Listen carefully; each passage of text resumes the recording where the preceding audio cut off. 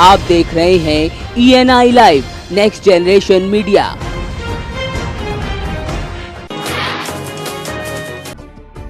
सपा नेता आजम खान की सुरक्षा सरकार ने घटा दी है। इस मसले पर आजम खान से जब बात की गई तो उन्होंने अपने चिरपरिचित अंदाज में कहा कि इतिहास गवाह है कि जिन लोगों की सुरक्षा कम की गई है उन्हें बाद में मार दिया गया है। उन्होंने कहा कि ये भी इत्तेफाक है कि सुरक्षा कम होते ही उन्हें पत्र के माध्यम से धमकियां मिली हैं, जिसे जांच के लिए एसपी को भेज दिया गया है।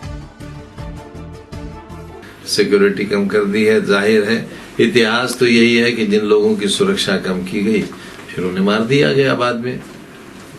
और ये भी इत्तेफाक है कि कल ही हमें सुरक्षा के कम होने की इत्तला मिली और कल ही परसों हमको पत्र मिले हैं बाहर के राज्यों से धमकी के, वो हमने एसपी साहब को भेज भी दिया है जांच के लिए। तो सुरक्षा तो कम किसी मकसद से की गई होगी। रामपुर के भोट थाने क्षेत्र में सड़क पर हो रहे आपसी विवाद के दौरान हुई फायरिंग में छत पर खड़ी 2 युवतियों को छर्रे लगे हैं। गंभीर रूप से घायल दोनों युवतियों को जिला अस्पताल में भर्ती कराया गया है। फिलहाल पुलिस ने 3 आरोपियों के खिलाफ संबंधित धाराओं में मामला दर्ज कराया है।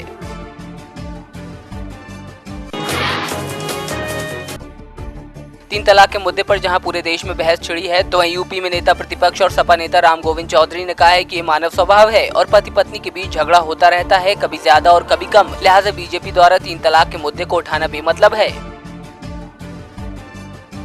हमारा ये कहना है कि ये बेमतलब की बात में उलझाने का काम भारतीय जनता पार्टी। आप सड़क की बात करो, पुल की बात करो, भूखे घर भोजन की बात करो, जिसके पास घर नहीं है उसको घर बनाने की बात करो, जिनकी जहाँ खेतों में सिंचाई न वहाँ सिंचाई की बात करो। मंत्री जी मैं पहले ही कह चुका हूँ कि केवल भारतीय जनता पार्टी उलझाने के लिए ऐसे मुद्दे उठाती है। महोबा जनपद में अपने 2 दिवसीय दौरे के आखिरी दिन ग्रामीण अभियंत्रण विभाग के मंत्री राजेंद्र सिंह ने शहर की सड़कों का जायजा लिया और अधिकारियों के साथ समीक्षा बैठक भी की। इस दौरान उन्होंने कहा कि शहर की सड़कें बेहतर हैं, लेकिन कई जगह खामियां देखने को मिली, जिनकी जांच के आदेश दिए गए हैं। साथ ही उन्होंने कहा कि बुंदेलखंड नहीं, पूरे प्रदेश की सड़कें 15 जून तक गड्ढा मुक्त हो जाएंगी।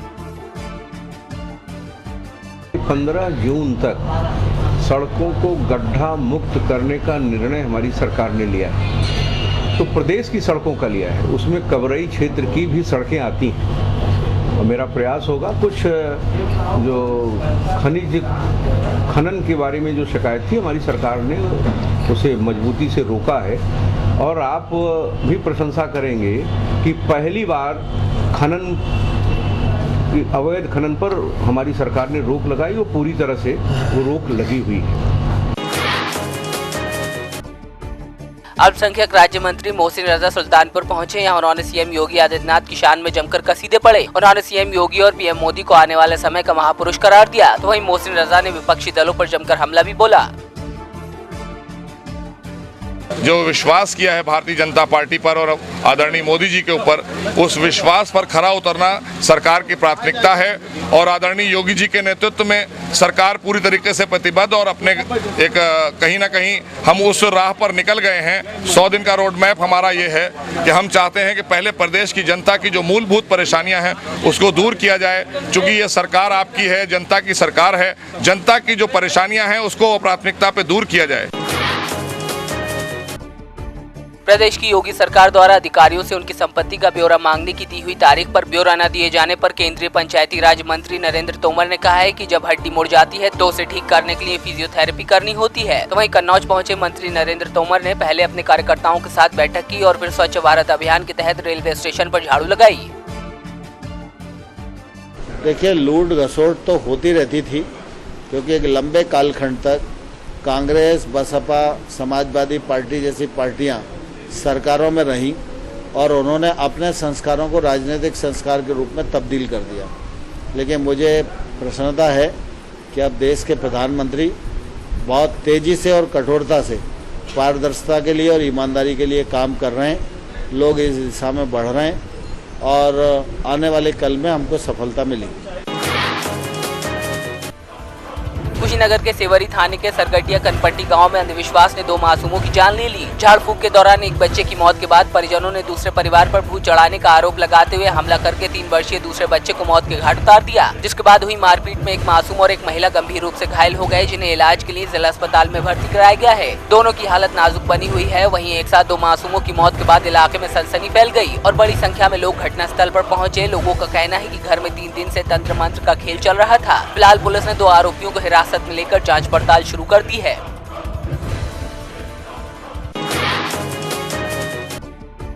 आगरा में बेलगाम हिंदूवादी संगठन के कार्यकर्ताओं ने सीओ तक को पीट डाला। इस घटना से घबराई पुलिस ने 5 नामजद आरोपियों को सदर थाने भेज दिया। गौरतलब है कि बीती रात भगवाधारियों ने हवालात में बंद आरोपियों को छुड़ाने के लिए जमकर उपद्रव किया था। बलवाइयों ने दरोगा की पिस्टल लूटकर उसकी गाड़ी में आग लगा दी थी। पुलिस अभी तक सरकारी पिस्टल बरामद नहीं करा पाई है। वहीं अब इस मामले में 33 नामजद और 200 अज्ञातों के खिलाफ संगीन धाराओं में मुकदमा दर्ज हुआ है, जबकि 9 लोगों को हिरासत में लिया गया है। 9 लोगों को घटनास्थल से अरेस्ट कर लिया गया था। उन लोगों को जेल भी भेज दिया गया। ये लोग किस संगठन से जुड़े हुए हैं? सब क्या? ये मोस्टली बजरंग दल और वीएचपी के कार्यकर्ता थे जो पकड़े गए। जो कल यहाँ पे लोगों ने जमावड़ा किया था वो इन 2 संगठनों से जुड़े हुए थे। बाकी ये जो 9 लोग अरेस्ट हुए हैं वो इस संगठन में किस प्रकार से जुड़े हैं इस बात की जानकारी की जा रही है। हाथरस पुलिस ने आईपीएल मैच पर सट्टा लगाने वाले गैंग का खुलासा करते हुए 2 लोगों को गिरफ्तार किया है। छापेमारी के दौरान पुलिस ने नकदी समेत टीवी और मोबाइल बरामद किए हैं। वहीं पुलिस की इस कार्रवाई के बाद सटोरियों में हड़कंप मचा हुआ है। हाथरस में खाना पकाते समय 18 वर्षीय युवती आग की चपेट में आ गई। आग की वजह से युवती का 70% शरीर जल गया। घायल युवती को जिला अस्पताल लाया गया, जहां से उसे डॉक्टरों ने अलीगढ़ रेफर किया है।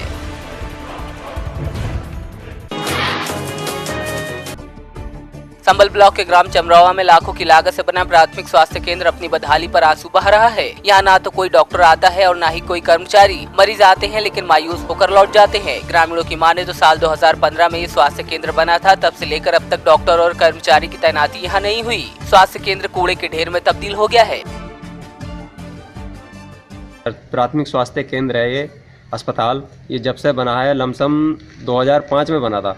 जब से अभी तक ना तो कोई डॉक्टर की तैनाती हुई पाई है और ना ही कोई डॉक्टर यहाँ पर देखना आता है। और जो भी अगर कोई मरीज होता है गांव से तो उसे संबल ले जाते भी बीच में एक्सपायर हो जाता है। जब तक इतने अस्पताल में पहुँच पाते इतने बीच में ही एक्सपायर हो जाता है। क्या करें, बहुत परिष्कार, ना तो अस्पताल का कोई लाभ मिल पा रहा है चमरुए को। क्या करें, इसमें कबाड़ा कूड़ा सब भरा पड़ा है इसमें। शामली के सरकारी अस्पताल में पिछले 4 दिन से आईसीयू वैन धूल फाक रही है। इसकी सुविधा लोगों को मिलना तो दूर, इसका फीता तक नहीं काटा गया है। एसीएमओ से इस बाबत पूछे जाने पर उन्होंने आईसीयू वैन की खूबियां तो बताई, लेकिन अमल में लाने की बात पर कन्नी काटते नजर आए।